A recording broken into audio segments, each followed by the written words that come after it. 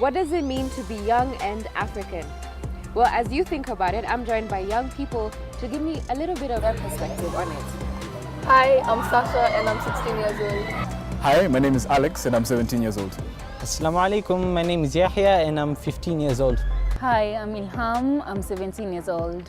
Guys, what does it mean to be young and African today? Seeing how our culture is diverse, our different languages and our different dressing styles and just everything in general, it's really wonderful to be African. I really like the fact that I'm African. It just makes you seem more spicy. I'll use that word. Yeah, personally, growing up, I felt like saying that I'm African is like embarrassing and all that due to the influence of social media and all that. But growing up, I learned to accept myself for who I am. Do you feel more African or more Kenyan? Whenever I go to some other places, outside Africa, when I introduce myself, I just say I'm African. I can't say Kenyan because they'll be like, where's that? Personally, if I go to the US or something and someone asks me where you're from, I'll say Kenya. If they say they don't know where it is, then I'll explain to them. I'll say I'm African. I'd actually agree with Yaya, saying I just feel more African. It's a sad thing that they identify Africa as a country than a continent. Me, I honestly doesn't matter how I'm going to be portrayed outside. And when it comes to tribalism, what is your perspective on how it is in Kenya? The entire world will remember around 2007, post-election violence. The main cause of that wasn't the fact that this guy won and this guy lost. The main cause was tribalism.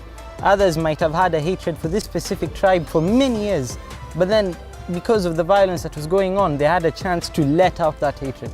It exists because people are like, you came from that tribe, so we can't hire you. Or you came from that tribe, you're a bad person. Does it really matter where you're from?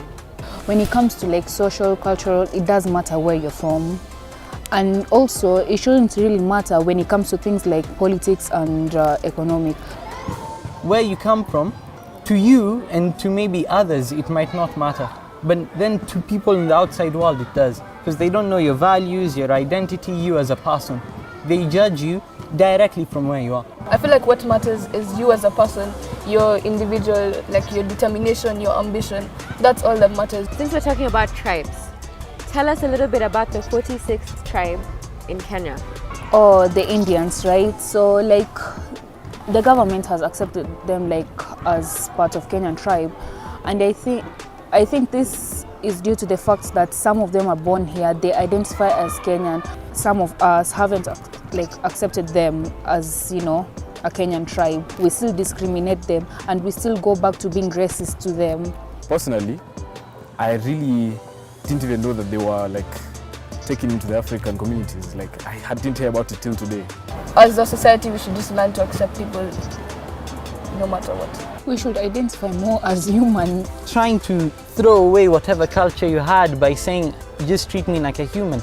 It's good, but then that doesn't mean you should throw away your culture.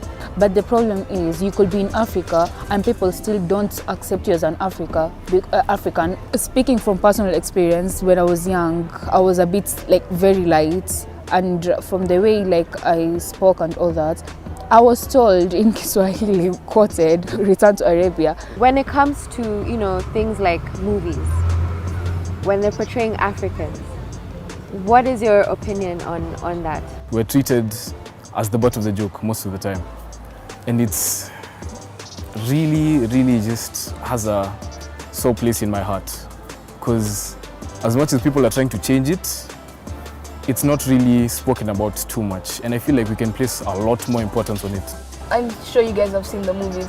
It's either Africans are the slaves or they're the bad guys. How would you want Africans to be depicted in movies? You can give them more leading roles, actually. Because I was given an example, an African James Bond. We'll talk about the diverse culture that we have. We need to get out there, to have more African youth, just Africans in general, just going out there and really putting out a positive message. All right, thank you guys for this really insightful conversation. I really, really enjoyed it. We've enjoyed too. Yeah, thanks for having us.